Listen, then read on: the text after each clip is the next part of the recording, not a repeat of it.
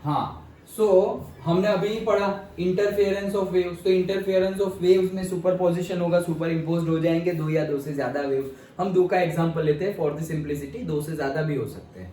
अच्छा, तो कैसे होगा? देखो, जैसे कि ये मेरा एक वेव, देखो साउंड वेव का ही एग्जांपल है। यहाँ पर एक स्पीकर रख दिया, यहाँ पर रख दिया, दोनों बज रहे हैं और यहाँ पर फाइनली इसको सुनाई देगा। ओके, तो दोनों मिक्स होके सुनाई देगा। तो दोनों मिक्स होके जो सुनाई देगा वो कैसा होगा?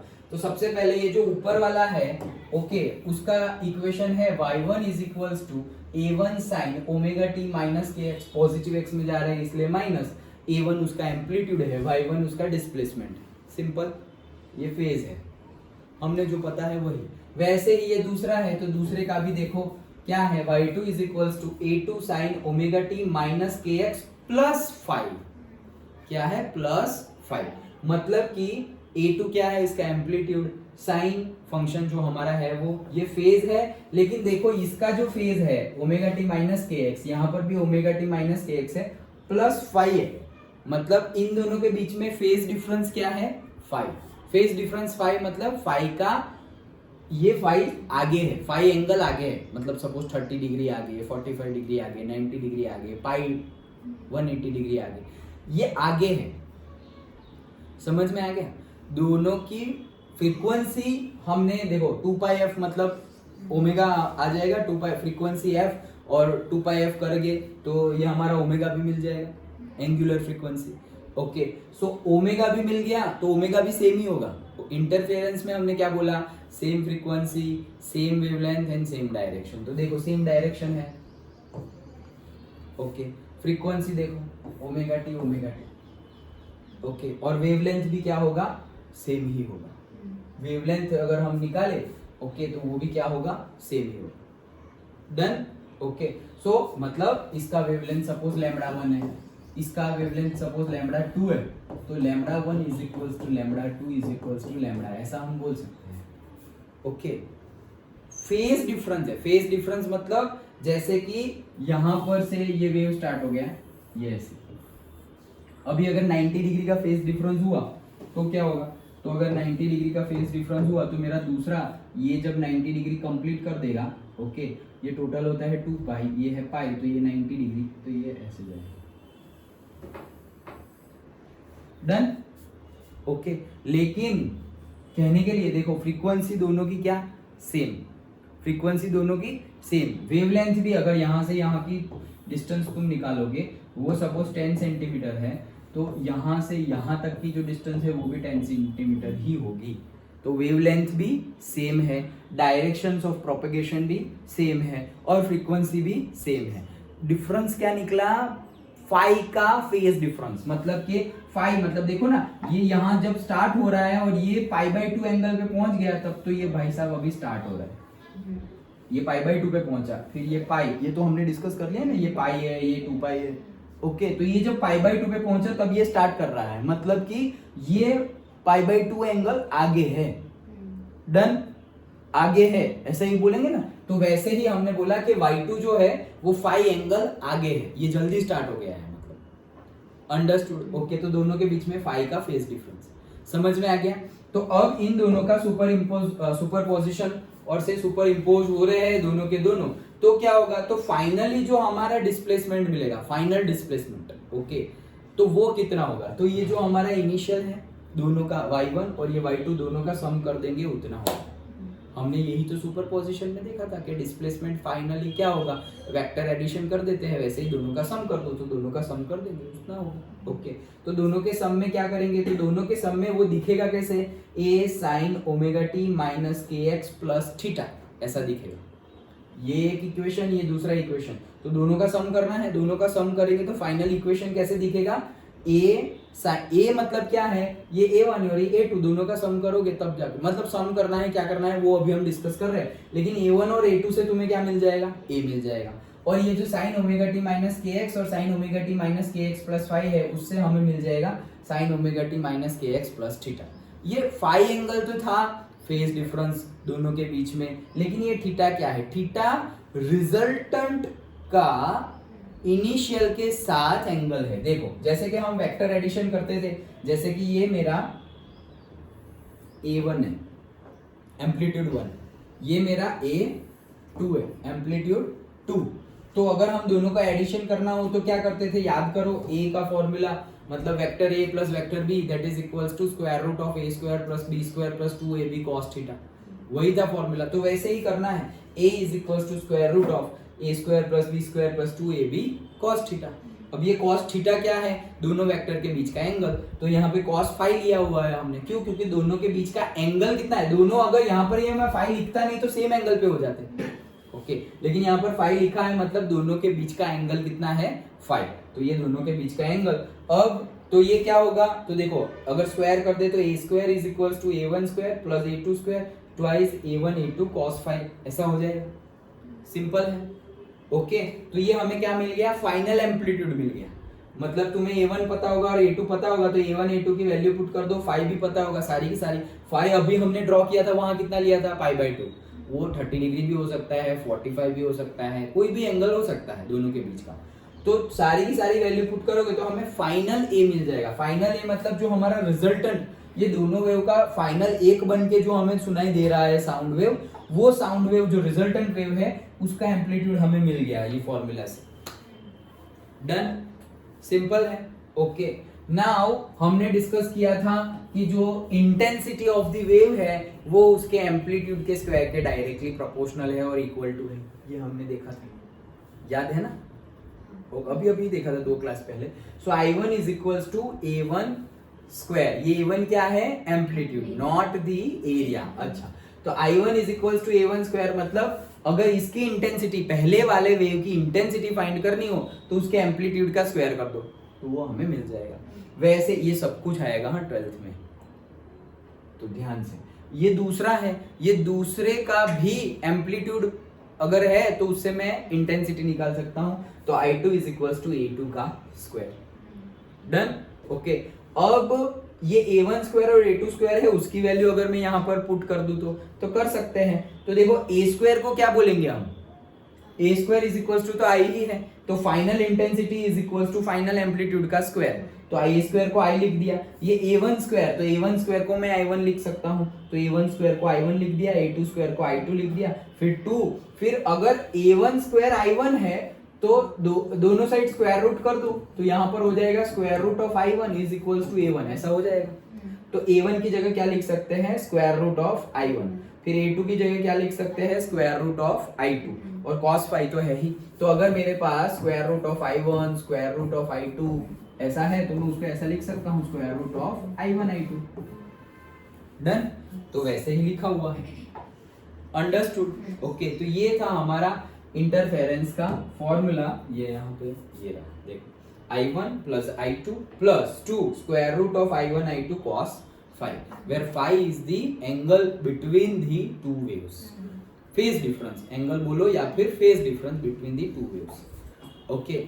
यहाँ पर जो मैंने थीटा बोला था ये फाइनल वेव का फॉर्मूला है, y is equals to a sin omega t minus kx plus theta. तो ये थीटा क्या है, देखो थीटा हमने डिस्कस नहीं किया, फाई तो क्या था, दोनों वेव के बीच का एंगल, दोनों एम्पलीट्यूड के बीच का एंगल, लेकिन रिजल्टेंट जो होगा ना, रिजल्टेंट का इनिशियल के साथ जो एंगल है, ये रिजल्टेंट है सपोज, तो रिजल्टेंट का इनिशियल ये A1 के साथ जो एंगल है वो है हमारा थीटा, मतलब फाइनल वेव जो है वो फाइनल वेव का इनिशियल के साथ कितना था, ये हमारा फाइनल है। देखो जैसे कि ये एम्पलीट्यूड की बात करें तो ये था हमारा, ये A1 था, ये A2 था, और ये हमें मिलेगा क्या, A। डन, मैग्नीट्यूड तो यहां से मिल जाएगा। डायरेक्शन के लिए भी हमने डिफरेंट कॉन्सेप्ट पढ़े थे, okay, law of parallelogram, triangular law of vector addition, okay. तो पैरेललोग्राम भी बनाओगे अगर तुम, तो ये जैसा है वैसा ही यहाँ पर, और ये जैसा है वैसा ही यहाँ पर, और ये उसका हो गया डायगोनल। डन, तो ये उसकी डायरेक्शन मिल गई। ये जो यहाँ जितना एंगल बना रहा है this is the theta, understood, okay.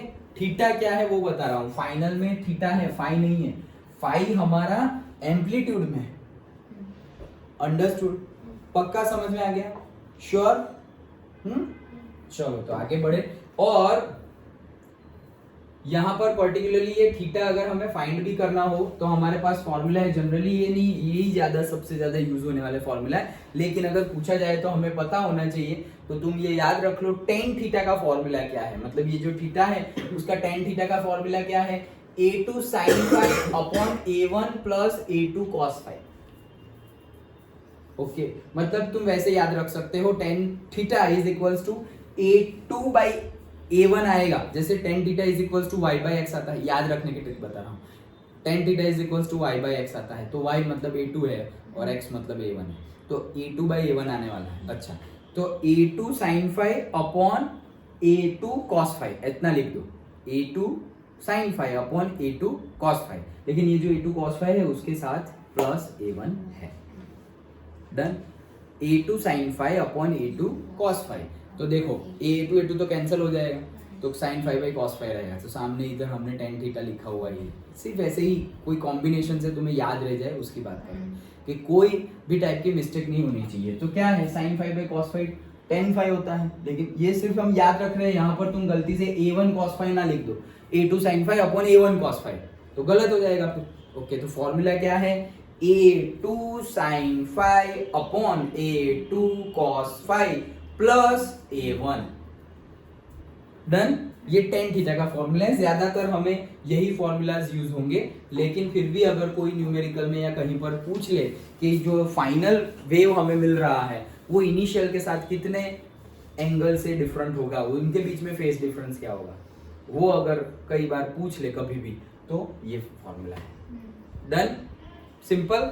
Okay, तो ये हमने इंटरफेरेंस ऑफ वेव का कंसेप्ट समझा। कोई डाउट? पक्का? क्या समझा हमने इंटरफेरेंस में? पहली कंडीशन, इंटरफेरेंस क्या था, same direction, same wavelength, same frequency पर टू और मोर देन टू वेव्स का सुपर इम्पोज हो रहा है। अच्छा ठीक है, यहाँ पर हमने इक्वेशन जो लिया तो सेम डायरेक्शन ले ली, सेम फ्रीक्वेंसी ले ली, सेम वेवलेंथ भी ले ली, लेकिन जो चेंज है वो क्या है, एम्पलीट्यूड जो है वो अलग अलग हो सकता है, सेम भी हो सकता है और अलग अलग भी हो सकता है। एम्पलीट्यूड मतलब मैक्सिमम डिस्प्लेसमेंट। ओके, जो वेव ऐसे हम क्रेस्ट, तो ये मीन पोजीशन से ये क्रेस्ट 2 सेंटीमीटर है, वो छोटा वाला अभी ड्रॉ किया था ना स्टार्टिंग में हमने, एक बड़ा वाला और एक छोटा वाला, तो एम्पलीट्यूड डिफरेंट हो सकता है। Okay, done. So that is the interference of waves. अभी इंटरफेरेंस ऑफ वेव्स में भी दो टाइप है, दैट इज सिंपल ही है, ये सब आएगा, मैं बार बार बोल रहा हूँ 12th में, तो अच्छे से वहाँ पर हम समझने वाले ही है, लेकिन अभी तुम्हें याद रहेगा तो वहाँ पर एक अलग कॉन्फिडेंस आ जाएगा, वो जो तुम्हारा प्लस पॉइंट होगा, अरे ये तो आता है चलो। ओके, वहाँ जब पढ़ेंगे तो वहाँ पे एक प्लस पॉइंट हो जाएगा, एक कॉन्फिडेंस आएगा। वो कॉन्फिडेंस तुम्हारी पहले की पढ़ाई कैसी है, पहले के कंसेप्ट अभी तुम्हें कितने याद हैं, उसके बेस पे। ओके, जैसे कि अभी मैं कोई 10th का कंसेप्ट पूछूं और तुम्हें वो याद आ जाए, तो अंदर ही अंदर, माइंड के अंदर, सबकॉन्शियसली, अभी नहीं, सबकॉन्शियसली वो कॉन्फिडेंस क्रिएट होता है। ओके, कि अभी मैं पूछूं और मैं बोल दूं कि भाई से 10/30 की वैल्यू क्या है, और तुम अचानक से बोल दो 1/√3, तो वो एक कॉन्फिडेंस क्रिएट होता है, वो हमें डायरेक्टली नहीं दिखता, अभी तो सिर्फ अच्छा लगा हाँ मुझे याद, बट अंदर से एक कॉन्फिडेंस क्रिएट होता है, और वो धीरे धीरे एक ड्रॉप मिला, ऐसा समझो, ये एक आंसर तुमने दिया तो ग्लास में तुमने एक ड्रॉप डाला, वैसे हर बार तुम अगर आंसर दे रहे हो तो पूरा तुम्हारा ग्लास भर जाएगा, पढ़ाई करने जाओगे तुम लगेगा हाँ चलो पढ़ लेंगे ऐसे, और अगर वो सब क्लियर नहीं है तो एक भी ड्रॉप नहीं जा रहा है ग्लास के अंदर, और फिर जब पढ़ने बैठोगे तो फिर थॉट्स आते हैं ना, वो थॉट्स ये सब मिला के आते हैं, यार कैसे पढ़ेंगे, इतना सब कुछ है, अभी तो पता नहीं कितना याद है कितना नहीं, ये वो, तो ऐसे नेगेटिव थॉट्स। एक होते हैं पॉजिटिव थॉट्स। ओके, तो पॉजिटिव थॉट्स कब आएंगे, जब तुम्हारा बैकग्राउंड, जो हमारी प्रीवियस स्टडी अच्छे से तुमने की होगी तब। फिर एग्जाम के 1-2 दिन पहले पढ़ेंगे तो एग्जाम के 1-2 दिन तक ही याद रहेगी उसके बाद भूल जाएंगे। ओके, तो अभी हम ऐसे नहीं पढ़ रहे, मतलब एग्जाम पॉइंट ऑफ व्यू तो पढ़ना ही है, लेकिन कंसेप्ट पहले क्लियर कर लो। ओके, फिर एग्जाम में तो यार हमारा एजुकेशन सिस्टम में रट के जाना है और मार्क्स लाने हैं, वैसा है। ओके, बट पहले कंसेप्ट समझ लो, क्योंकि कंसेप्ट लॉन्ग टाइम तक में भी तुम वहाँ जाओगे कॉलेज में, तब भी अगर वेव्स आए तो ये सब चीज़ें आएगी फिर से। अब तुम बोलोगे कि नहीं हमने तो 11th में पढ़ा था, हमने तो 12th में पढ़ा था, और तुम अभी 3rd ईयर में पढ़ रहे हो, तो बोले 2 साल हो गए भूल गए, दैट इज एक्सक्यूज, वो कोई एक्सेप्ट नहीं करेगा। Okay, so that is the case, concept समझो, बाकी तो थियरी और वो सब याद रखकर तो तुम कर ही लोगे। अच्छा चलो, एक होता है कंस्ट्रक्टिव इंटरफेरेंस, तो हमने समझ लिया। एक होता है कंस्ट्रक्टिव इंटरफेरेंस और एक होता है डिस्ट्रक्टिव इंटरफेरेंस। ओके, तो क्या है कंस्ट्रक्टिव इंटरफेरेंस और डिस्ट्रक्टिव इंटरफेरेंस? एकदम सिंपल लैंग्वेज में समझा देता हूं। अगर पहले का क्रेस्ट और दूसरे का क्रेस्ट दोनों एक दूसरे के साथ मिल रहे हैं, मतलब दोनों के दोनों क्रेस्ट ही है सेम टाइम पर, ओके, तो वो है कंस्ट्रक्टिव सुपरपोजिशन। मतलब देखो यहाँ पर, देखो यहाँ जहां उसका क्रेस्ट गया इसका भी क्रेस्ट गया, यहाँ इसका जहां ट्रफ गया वहां भी इसका ट्रफ गया, तो दो क्रेस्ट मिल रहे हैं और दो ट्रफ मिल रहे हैं, तो कंस्ट्रक्ट हो रहा है। दो क्रेस्ट मिल गए, दो ट्रफ मिल गए, तो क्या हो रहा है? Constructive interference. और एक का क्रेस्ट देखो ये यहां से ऐसे ऊपर जा रहा है, एक का ऐसे क्रेस्ट है, ये देखो ये लाइन रखो, तो देखो ये पॉइंट पर क्रेस्ट है और यहां पर ही वहां पर क्या है? ट्रफ है। Done, okay. और वैसे ही यहां देखो, तो यहां पर देखो, तो एक का क्रेस्ट है तो दूसरे का भी क्या है? क्रेस्ट ही है। अंडरस्टूड? सिंपल है। दोनों क्रेस्ट अगर मिल रहे हो या दोनों ट्रफ एक साथ मिल रहे हो तो क्या है वो? देखो दोनों ट्रफ, ये दोनों क्रेस्ट मिल रहे हैं, ये देखो दोनों ट्रफ मिल रहे हैं एक ही पॉइंट पर। अंडरस्टूड? एक ही पॉइंट पर मतलब वन पॉइंट ऑफ टाइम की बात कर, पर्टिकुलर टाइम में यहां से स्टार्ट किया और पर्टिकुलर टाइम पीरियड खत्म हुआ, दोनों के दोनों वेव कहां पहुंच गए? अपने अपने ट्रफ पर पहुंच गए, दोनों के दोनों अपने अपने मीन पर पहुंच गए, दोनों के दोनों अपने अपने क्रेस्ट पे पहुंच गए, साथ में पहुंच रहे हैं सेम टाइम में। ओके, तो वो है कंस्ट्रक्टिव इंटरफेरेंस। और डिस्ट्रक्टिव मतलब टाइम दोनों के लिए एक साथ स्टार्ट कर दिया, लेकिन सपोज 1 घंटे बाद कोई अपने क्रेस्ट पे है और कोई अपने ट्रफ पर है, ओके, ऑपोजिट डायरेक्शन में है, तो वो क्या हो जाएगा? Destructive interference. डन, कंसेप्ट समझ में आ गया? बस इतना ही कंसेप्ट है, आगे भी वही है, मैंने बोला 12th में भी आएगा, वापस आएगा ये सब। तो कंस्ट्रक्टिव मतलब क्या? सिंपल वे में दोनों क्रेस्ट या दोनों ट्रफ एक दूसरे के साथ मिल जाए। और अगर डिस्ट्रक्टिव मतलब किसी एक का क्रेस्ट होगा और किसी एक का ट्रफ होगा, ऑपोजिट, किसी एक का ट्रफ होगा किसी एक का क्रेस्ट होगा, व्हाटएवर। अंडरस्टूड? ओके। अब अगर ऐसा हुआ तो एम्पलीट्यूड कैसे निकालेंगे? तो अगर कंस्ट्रक्टिव इंटरफेरेंस है तो एम्पलीट्यूड कैसे निकलेगा? दोनों का वापस सम ही कर दो। ओके, तो a1 प्लस a2 कर देंगे तो एम्पलीट्यूड फाइनल जो हमारा वेव बनेगा, इंटरफेरेंस तो फाइनल वेव बनेगा ना, अभी हमने डिस्कस किया वैसे, तो फाइनल वेव ए मैक्सिमम क्या हो जाएगा? a1 प्लस a2, मतलब दोनों के एम्पलीट्यूड का क्या हो जाएगा? सम करना पड़ेगा, तो a1 प्लस a2। और नेक्स्ट दोनों के एम्पलीट्यूड का सम करना पड़ेगा, ये तो समझ में आ गया। ओके, हमें पता है क्या? Intensity is equals to amplitude का स्क्वायर। डन, तो ये मैं a1 को ऐसा लिख सकता हूं कि I1 is equals to a1 का स्क्वायर, तो I1 स्क्वायर रूट में इज इक्वल्स टू a1, ऐसे लिख सकते हैं ना। ओके, तो a1 की जगह मैंने क्या लिखा? Square root of I1। a2 की जगह क्या लिख दूंगा? Square root of I2। और हमें तो पता है एम्पलीट्यूड का स्क्वायर करेंगे तब इंटेंसिटी मिलती है, तो ये तो पूरा का पूरा एम्पलीट्यूड है, तो उसका स्क्वायर कर दो तो तुम्हें मिल जाएगा इंटेंसिटी मैक्सिमम। सिंपल है। क्या क्या? कुछ भी नहीं किया। Maximum amplitude is equals to a1 plus a2। a1 को लिख सकते हैं square root of I1, a2 को लिख सकते हैं स्क्वायर रूट ऑफ I2, लेकिन ये है क्या? ये तो एम्पलीट्यूड है, तो एम्पलीट्यूड का स्क्वायर करोगे तब इंटेंसिटी मिलेगी, तो ये एम्पलीट्यूड है, उसका स्क्वायर कर दो तो इंटेंसिटी मिल गई। डन? पक्का? ओके, वैसे ही यहाँ पर जाने से पहले ये डिस्कस कर लेते हैं।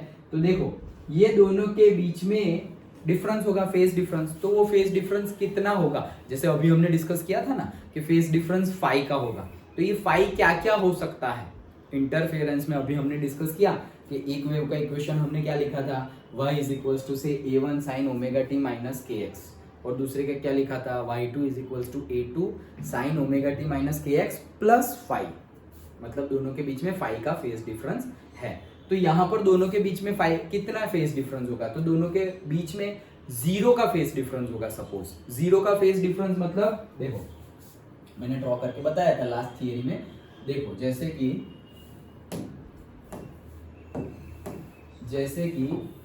यहाँ पे है, अब देखो यहाँ से देखो दोनों एक साथ स्टार्ट हो गए, दोनों एक साथ खत्म भी हो गए, ऊपर वाला नीचे वाला दोनों एक साथ खत्म हो गए, दोनों एक साथ स्टार्ट हो गए, दोनों एक साथ हाफ पोजीशन पे आ गए, डन। तो मतलब उनके बीच में कोई फेस डिफरेंस है नहीं। याद करो स्टार्टिंग में इसके पहले वाली थियरी में जब हम कंसेप्ट समझ रहे थे तब मैंने तुम्हें ड्रॉ करके बताया था कि एक ऐसे जा रहा है और दूसरा सपोज ऐसे जा रहा है, ऐसे जा रहा है, तो एक π/2 पे पहुंच गया तब ये स्टार्ट हो रहा है, तो इनके बीच में डिफरेंस कितना हुआ, फेस डिफरेंस π/2 का। लेकिन यहाँ पर देखो दोनों के दोनों एक साथ, ओके, तो फेस डिफरेंस कितना हुआ, 0। तो फाई की वैल्यू क्या हो सकती है, 0 हो सकती है। फाई की वैल्यू 2π भी हो सकती है। कैसे, ऐसे देखो, यहां से मैंने स्टार्ट किया, डन, ओके। तो यहां से मैं स्टार्ट कर रहा हूं, ये तो 0 है, तो ये 0 और ये कितना हो गया, 2π हो गया। एक बार एक पूरा कंप्लीट करेगी साइकिल तो 2π होता है। अब यहाँ जो इसका 2π हुआ है तब मेरा दूसरा वेव स्टार्ट हो रहा है। देखो ये वेव यहाँ से, इसका 0 पॉइंट ये है, ये वेव यहाँ से स्टार्ट हो रहा है, अंडरस्टूड। तो इसके लिए तो ये 0 है और ये क्या है, 2π। ये जब 2π पे पहुंचा तब तो ये भाई साहब 4π पे पहुंच गए हैं। लेकिन है वापस सब कुछ सेम, कंस्ट्रक्टिव ही है। देखो दोनों के दोनों अभी भी सेम क्रेस्ट, सेम टाइम पर क्रेस्ट पे पहुंच रहे, सेम टाइम पर ट्रफ पर पहुंच रहे। लेकिन इसने जल्दी स्टार्ट किया था, तो ये जब 2π पर पहुंचा तब तो ये अभी स्टार्ट हो रहा है। फिर ये जब 2π पर पहुंचेगा तो ये तो 4π पर पहुंच गया। लेकिन कंस्ट्रक्टिव ही है, दोनों के क्रेस्ट एक साथ है, दोनों के ट्रफ एक पॉइंट एक टाइम पर साथ में ही आते हैं। डन, पक्का। तो ये इनके बीच में डिफरेंस 2π का भी हो सकता है, 0 का तो हो ही सकता है, दोनों एक साथ स्टार्ट हो गए तो 0 का डिफरेंस। फिर एक कंप्लीट कर लिया, उसके बाद ये स्टार्ट हुआ तो किसका कितना डिफरेंस हो गया, 2π का। फिर 4π, तो 4π के लिए ऐसा होगा कि एक ने कंप्लीट कर लिया, एक ने पूरा यहाँ तक कंप्लीट कर लिया, कहाँ तक से एक पहुंच गया 2π और 4π यहाँ पहुंच गया, ये वाला कहाँ पहुंच गया, ये पूरा यहाँ पहुंच गया, ऐसे 4π पहुंच गए, तब जाके तो ये भाई साहब अभी स्टार्ट हो रहे हैं। डन। तो इसने 2π कंप्लीट किया, वन साइकिल में 2π कंप्लीट किया, ओके। तो ये तो ऑलरेडी आगे है, समझ में आया। इसने 2π कंप्लीट किया तो ये तो 4π और 4π प्लस 2π 6π पर पहुंच गया। ये जब 0 है इसका ये, तो ये जब 0 से 2π मतलब एक साइकिल कंप्लीट किया तब तो ये 6π पर पहुंच गया। मतलब दोनों के बीच में डिफरेंस कितना है, 6π minus 2π, that is 4π। Done, simple, समझ में आया। तो इतना कोई भी डिफरेंस हो सकता है, 0 2π। अब ये देखो यहाँ पर अभी भले ही ये किया, लेकिन फिर भी देखो दोनों के दोनों सेम टाइम पीरियड पर क्रेस्ट पे आ रहे हैं, दोनों के दोनों सेम टाइम पीरियड पर ट्रफ पर आ रहे हैं। Understood, okay. तो तुम्हारा 0 हो सकता है, 2π हो सकता है, 4π हो सकता है, 6π हो सकता है, 8π हो सकता है, ऐसा चलता जाएगा इवन नंबर्स। ऐसे अगर फेज डिफरेंस हो तो कंस्ट्रक्टिव सुपरपोजिशन होगा, सिंपल। यही चीज को शॉर्ट में ऐसे लिखते हैं, कैसे, 2nπ से लिख दिया और n की वैल्यू 0 से स्टार्ट कर दी। तो देखो n की वैल्यू 0 पुट करो तो n इंटू 0 इंटू 2 0, 0 इंटू π 0, तो n की वैल्यू 0, तो फाई कितना आया, 0, तो देखो 0 है। n की वैल्यू 1 पुट करो तो 1 2 जा 2, 2π, देखो 2π भी है। n की वैल्यू 3, तो 3 2 जा 6, 6π, देखो 6π भी है। डन, पक्का, ओके। n की वैल्यू 2, तो 2 2 जा 4π, 4π भी है। Done, okay. बस वैसे ही डिस्ट्रक्टिव इंटरफेरेंस, तो डिस्ट्रक्टिव इंटरफेरेंस में एक का क्रेस्ट और दूसरे का ट्रफ है। अगेन यहाँ पर एम्पलीट्यूड क्या होगा, तो यहाँ पर एम्पलीट्यूड मिनिमम मिलेगा। मतलब अगर दोनों सेम एम्पलीट्यूड में है तो मतलब इसका भी एम्पलीट्यूड क्या है, एम्पलीट्यूड मतलब maximum displacement in the y direction. तो ये है 20 सेंटीमीटर और ये भी है क्या 20 सेंटीमीटर, लेकिन नेगेटिव में। Done, okay. तो दोनों का एम्पलीट्यूड अगर सेम है, बट ये दोनों तो ऑपोजिट है। ऑपोजिट है मतलब ऑपोजिट डायरेक्शन नहीं, डायरेक्शन तो सेम है दोनों की, लेकिन ऑपोजिट फेज में है। किस में है, ऑपोजिट फेज में। ऑपोजिट फेज में मतलब क्या, ये भाई साहब का जब क्रेस्ट पहुंच रहा है तब ये भाई साहब का ट्रफ आ रहा है। अंडरस्टूड। तो वैसा केस है तो क्या होगा, अगर दोनों का एम्पलीट्यूड सेम भी है, दोनों का एम्पलीट्यूड क्या है, सेम, तो फाइनल एम्पलीट्यूड क्या हो जाएगा, अगर दोनों का एम्पलीट्यूड सेम है तो फाइनल एम्पलीट्यूड 0 हो जाएगा, 0 हो जाएगा, क्योंकि देखो ना ये 20 सेंटीमीटर माइनस 20 सेंटीमीटर, खत्म। ओके, दोनों का एम्पलीट्यूड सेम है तो फाइनल एम्पलीट्यूड क्या हो जाएगा, 0। लेकिन दोनों का एम्पलीट्यूड सेम ना हो तो, मतलब एक का है 20 और दूसरे का है 15, एम्पलीट्यूड मतलब ये अभी दोनों क्रेस्ट पे ही है, लेकिन ऐसे 20 वाला नहीं है, कहाँ गया वो, देखो ये सपोज ये है 20 सेंटीमीटर, डन। इसी टाइम पर दूसरा क्रेस्ट पे है, तो ये भी क्या है 20 सेंटीमीटर, ये क्रेस्ट है ना और ये ट्रफ है, दिखाई दे रहा है ना, या पूरा ड्रॉ करो ऐसे और ये ऐसे, डन। तो ये क्रेस्ट पे है और ये ट्रफ पर है, मतलब डिस्ट्रक्टिव है, इसका भी 20 है, इसका भी 20 है, तो फाइनल कितना हो जाएगा, 0, डन। लेकिन ये 20 ना होके अगर ऐसा हुआ तो देखो इसका ट्रफ क्रेस्ट है और इसका ट्रफ है, मतलब डिस्ट्रक्टिव तो है, इसका क्रेस्ट और इसका ट्रफ डिस्ट्रक्टिव तो है, सेम टाइम पर एक क्रेस्ट पे पहुंचा एक ट्रफ में, मतलब डिस्ट्रक्टिव है, लेकिन इसका एम्पलीट्यूड देखो 20 है और इसका एम्पलीट्यूड 20 तो यहाँ था, तो ये हो गया सपोज 10 सेंटीमीटर और 15 सेंटीमीटर, तो क्या करना पड़ेगा, तो 20 माइनस 10 करो, तो फाइनल जो आएगा वो होगा तुम्हारा एम्पलीट्यूड, फाइनल एम्पलीट्यूड। अगर सेम एम्पलीट्यूड है 20 तो 0 हो जाएगा फाइनल, लेकिन सेम ना हो तो 20 माइनस 10 करोगे तो फाइनल आ जाएगा 10, लाइक दैट। तो फाइनल आएगा A1 माइनस A2, डन। पक्का समझ में आया, श्योर। बस अभी तो यहाँ वैल्यू पुट करो, क्या A1 को हम लिख सकते हैं square root of I1, A2 को हम लिख सकते हैं स्क्वायर रूट ऑफ I2। ये है क्या, एम्पलीट्यूड, एम्पलीट्यूड का स्क्वायर करोगे तो ही इंटेंसिटी मिलेगी, तो ये एम्पलीट्यूड है, उसका स्क्वायर किया तो इंटेंसिटी मिल गई, डन। ओके, पक्का समझ में आ गया। तो हमने यहाँ पर अब इसके लिए भी लिख सकते हैं, देखो इनके बीच में जो डिफरेंस कितना होगा, देखो ये भाई सब क्लीन कर दो सर, हाँ। तो देखो पहला वाला यहाँ से ऐसे स्टार्ट हुआ और यहाँ कंप्लीट हुआ, ओके, तो ये कितना हुआ, ये जहाँ पे पूरा 2 पाई कंप्लीट कर लिया, ओके, जब यहाँ पे पूरा 2 पाई कंप्लीट हो गया तब ये भाई साहब ने तो आधा ही कंप्लीट किया हुआ है, एक ही क्रेस्ट है ना, सपोज यहाँ से स्टार्ट किया तो ये क्रेस्ट है, देखो यहाँ से ही स्टार्ट किया होगा ना, तभी तो क्रेस्ट बनेगा, पहले तो क्रेस्ट ही बनेगा ना, तो ये पहले क्रेस्ट बना तो यहाँ से स्टार्ट किया और ये इसने यहाँ से स्टार्ट किया था, तो ये पूरा कंप्लीट हो गया, तब तो ये पहुंचा है, ये तब तो ये सिर्फ आधे पे पहुंचा है, डन। समझ में आ रहा है, तो ये पूरा कितना है 2 पाई और ये आधा कितना है पाई, तो 2 पाई माइनस पाई मतलब पाई का फेस डिफरेंस, तो देखो पाई का फेस डिफरेंस हो तो भी डिस्ट्रक्टिव सुपरपोजिशन है, पाई की जगह अगर 3 पाई का फेस डिफरेंस हो तो भी, जैसे वहां पर भी 2 का डिफरेंस था लेकिन सारे इवन नंबर्स थे, यहाँ पर ऑड है, ओके, तो पाई 3 पाई 5 पाई 7 पाई, वैसे सारे ही एंगल पर जब भी सुपरपोजिशन और से सुपर इम्पोज होंगे ये लोग डिस्ट्रक्टिव इंटरफेरेंस में, तब हम ऐसे लिख सकते हैं 5 3 पाई 5 पाई, उसको ही शॉर्ट में हम ऐसे लिख सकते हैं 2n माइनस 1 पाई।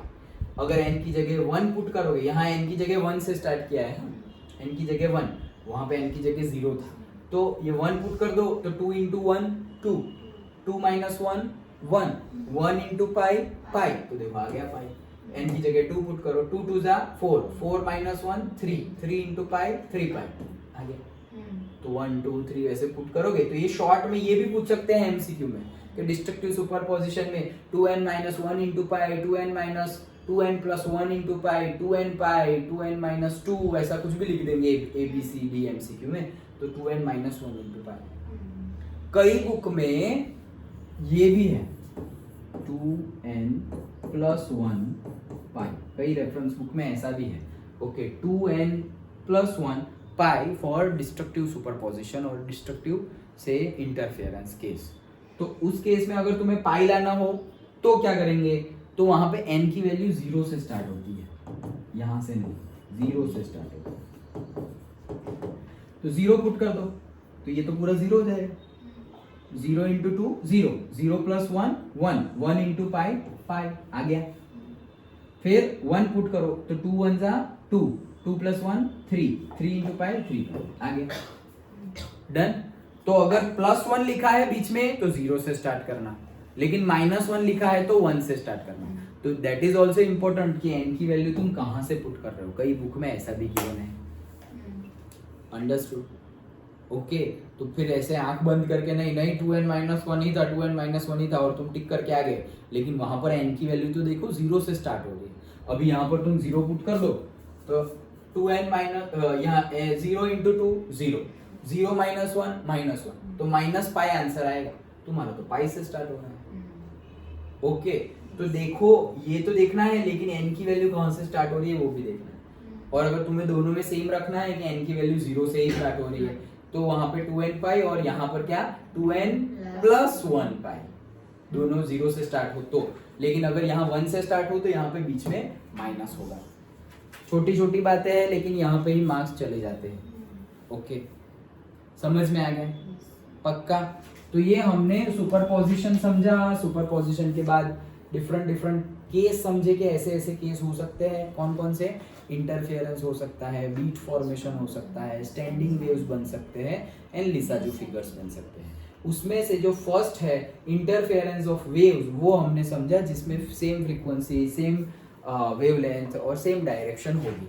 तो क्या होगा, तो इक्वेशन क्या होगा वो भी हमने डिस्कस कर लिया। एंड उसके बाद उसके भी दो टाइप है, कंस्ट्रक्टिव, क्योंकि दोनों के बीच में फेज डिफरेंस होगा ना, तो फेज डिफरेंस कितने का होगा, तो फेज डिफरेंस 0 का होगा तो वो है, फेज डिफरेंस पाई का होगा तो ये है, फेज डिफरेंस 2 पाई का होगा तो वापस ये है, लाइक दैट।